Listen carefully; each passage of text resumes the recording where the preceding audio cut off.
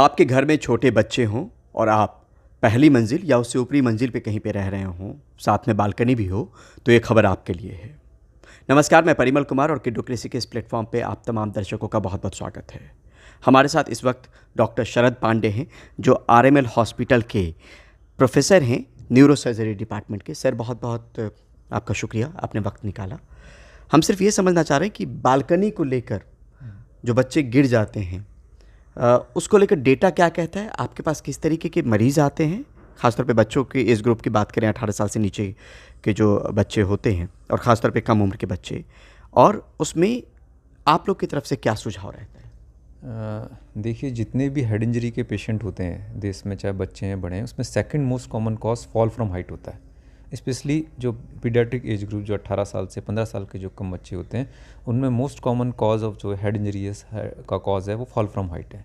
और जो यह देखा गया है कि जितने भी बच्चे आते हैं इमरजेंसीज़ में, चाहे हमारे अस्पताल में आ रहे हैं आरएमएल में, चाहे एम्स में, या किसी भी इमरजेंसी में आते हैं, वो बच्चे का फॉल फ्रॉम हाइट का मोस्ट कॉमन कॉज है कि जो बालकनी होती है उसमें अगर रेलिंग नहीं है, एटलीस्ट 3-3.5 फीट की अगर रेलिंग नहीं है या रेलिंग होती ही नहीं है, तो बच्चे खेलते खेलते छज्जे से गिर जाते हैं, जिसके बहुत ही गंभीर परिणाम निकलते हैं। लगभग जितने भी इंसिडेंट्स पाए गए हैं, लगभग 3 से 5 बच्चे 1 लाख में से जो कैजुअलिटी के शिकार होते हैं इस हेड इंजरी के कारण। और जब भी ऐसी कोई हेड इंजरी की वो घटना होती है या फॉल फ्रॉम हाइट का वो होता है, तो हमें तो तत्काल प्रभाव से गंभीर सिम्टम्स एंड सिम्टम्स को पहचानते हुए अस्पताल की तरफ रुख करना चाहिए। और क्या क्या सिम्टम है जब अस्पताल के रास्ते में हों, तो क्या क्या सिम्टम दिखे तो किस तरह के प्रिकॉशन पेरेंट्स ले सकते हैं? देखिए, बच्चे जब गिरते हैं हाइट से और उसमें हेड इंजरी का कंपोनेंट है, तो उसमें मोस्ट कॉमन आपको देखा बच्चा बेहोश हो जाता है, कुछ देर बेहोश हुआ फिर होश में आ गया, वो भी एक बहुत बड़ा सिम्टम है हेड इंजरी का। या बच्चे ने नाक कान मुंह से खून आ रहा है, या उसको उल्टी हुई, 1 हुई या 2 हुई, ये सब फीचर्स हैं हेड इंजरी में। अगर हेडेक लगातार हो रहा है, जो हेडेक कंट्रोल नहीं हो पा रहा है, मतलब अनबियरेबल हेडेक जिसे कहते हैं, और साथ में वोमिटिंग भी हो रही है, तो ये है कि ब्रेन के अंदर कुछ ना कुछ आईसीपी जो प्रेशर है वो बढ़ा है। और कुछ मरीजों में, बच्चों में देखा गया है कि दौरे झटका आ जाता है, मतलब अब नॉर्मल इलेक्ट्रिकल मूवमेंट्स ब्रेन में होते हैं, तो सीजर जिसे कहते हैं, जिसे आम भाषा में दौरा झटका कहते हैं, अगर उसका भी कोई एपिसोड दिखता है तो हमें ये समझना चाहिए इसके गंभीर चोट के साइन सिम्टम है। तो इस स्थिति में हमें तुरंत ही अस्पताल का रुख करना चाहिए, और रास्ते में हमें कुछ सावधानियाँ भी रखनी वही चाहिए। सावधानी हम थोड़ा सा समझना चाह रहे हैं। हम जैसे कि बच्चे को अगर उल्टी होता है तो उसका नेक टिल्ट रख के रहे, फेस टिल्ट रहे, ताकि वो एस्पिरेशन का चांस ना रहे। मतलब आप साइड आगे में टिल्ट, झुका दें? साइड को टिल्ट रहे, है ना, करवट दिला के रखें। और अगर आपको लगता है फॉल फ्रॉम हाइट में सर्वाइकल इंजरी के बहुत चांसेस रहते हैं, स्पाइन के चारों हाथ पैर काम ना करें, ये भी संभावना रहती है कई बार, तो नेक का मूवमेंट, पूरे ओवरऑल बॉडी का मूवमेंट नहीं होना चाहिए। 4 लोग बच्चे को उठा करके किसी हार्ड स्ट्रेचर पे या हार्ड शीट पर रखें, फिर उसको एम्बुलेंस या जो भी सुविधा हम पे नियरेस्ट पॉसिबल है उसमें ले करके उसे अस्पताल की तरफ हमें ले जाना चाहिए। जो आप कह रहे हैं ब्लीडिंग वगैरह हो या उल्टी हो, अस्पताल पहुंचने में 15 या 20 मिनट का वक्त है।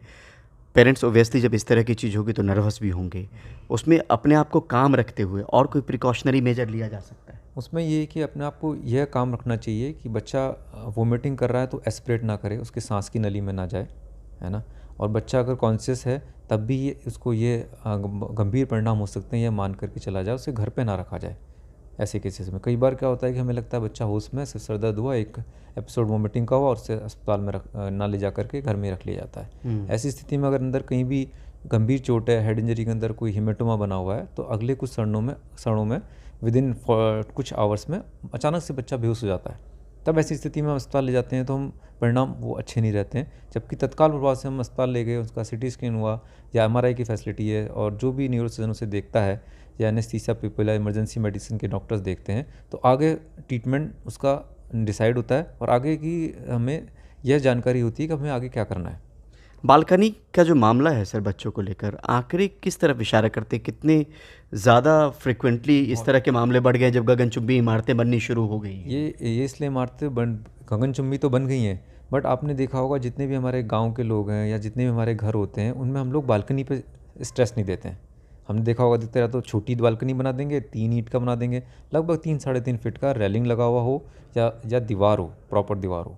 और ऐसा नहीं कि बड़े भी कई बार गिर जाते हैं, अंधेरे में रात को उठे, गर्मियों में ऊपर सो रहे होते हैं, अनदेखे में दिखा नहीं, तब भी वो भी गिर जाते हैं। पर बच्चों में साधारणतः अन्य लोगों के कंपैरिजन में 20-30% चांसेस हेड इंजरी के मोस्ट कॉमन कॉज बच्चों में फॉल फ्रॉम हाइट देखा गया है। मोस्ट कॉमनली बच्चे fall from height head injury बिना बालकनी के बहुत ही गिरते हैं।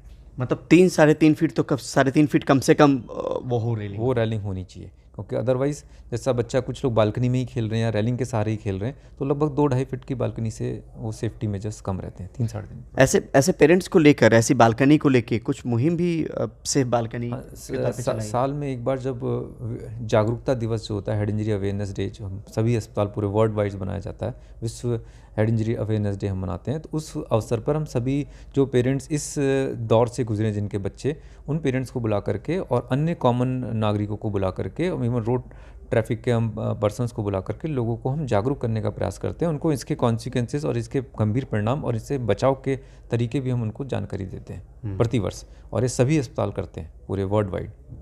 ये सिर्फ भारत में आंकड़ा बढ़ता है sir?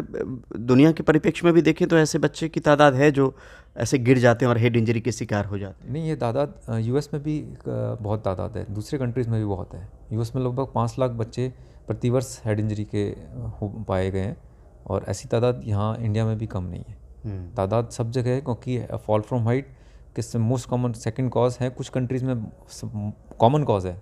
Otherwise road traffic accident adult में ज़्यादा होता है, और बच्चों में चोट में जो कम एज के बच्चे होते हैं, 5 से 14-15 साल के बच्चे जो होते हैं, उनमें रिजल्ट्स ज़्यादा जटिल होते हैं, उनमें मृत्यु दर ज़्यादा पाई जाती है। क्या बहुत कम एज ग्रुप के बच्चे जो हैं वो ज़्यादा उनके केसेस आते हैं इस तरह के घरों के छज्जे से गिरने के? जनरली से छज्जे के वो केसेस आते हैं जो बच्चे चलने लग जाते हैं, 3 से 5 साल, 6 साल, 7 साल, इस तरह के जो बच्चे होते हैं उनमें ये केसेस ज़्यादा पाए जाते हैं। जो खेलते हैं, जो एक्टिविटीज़ कर रहे होते हैं, बच्चों के पेरेंट्स का ज़रा सी नज़र हटी और दुर्घटना घटी। और ऐसी स्थिति में फिर हम लोग, जैसे अगर ब्रेन में स्वेलिंग हो रही है, आईसीबी मॉनिटर भी करते हैं कि ब्रेन में कितना प्रेशर है, उसके हिसाब से फर्दर डिसीजन लिए जाते हैं कि क्या करना है, कि कंजर्वेटिव रहेगा कि ऑपरेशन की तरफ चलना है। ये सारी सुविधाएं तभी पॉसिबल हैं जब मरीज अस्पताल तक पहुँचे। इसके लिए पेरेंट्स को भी जागरूक होने की बहुत ज़रूरत है कि सिर्फ एक उल्टी आई, उनको लगा कि यार चोट नहीं, हमारा बच्चा ठीक है, क्या बच्चे के हाथ पैर सुरक्षित हैं, कोई इंजरी नहीं लगी है, सिर्फ सर दर्द ही तो हो रहा है, ये सोच करके घर पे रख लेना, या नाक से खून आया रुक गया घर पे रख लेना, एक आध दौरा झटका आया और उसके बाद मरीज बच्चा ठीक है अगले कुछ ही घंटों में, तो घर पे रख लेना, ये अच्छे सोच मानसिकता नहीं है। हमें हमेशा अस्पताल की तरफ रुख करना चाहिए, ताकि हमें भविष्य में होने वाली कोई भी जटिल जो हेड इंजरी के कारण संभावना हो सकती है उससे हम बच सकें, और प्रॉपर उसका इलाज हो सके, और हमारा बच्चा सुरक्षित रहे। ठीक है, बहुत बहुत शुक्रिया सर, बहुत बहुत धन्यवाद।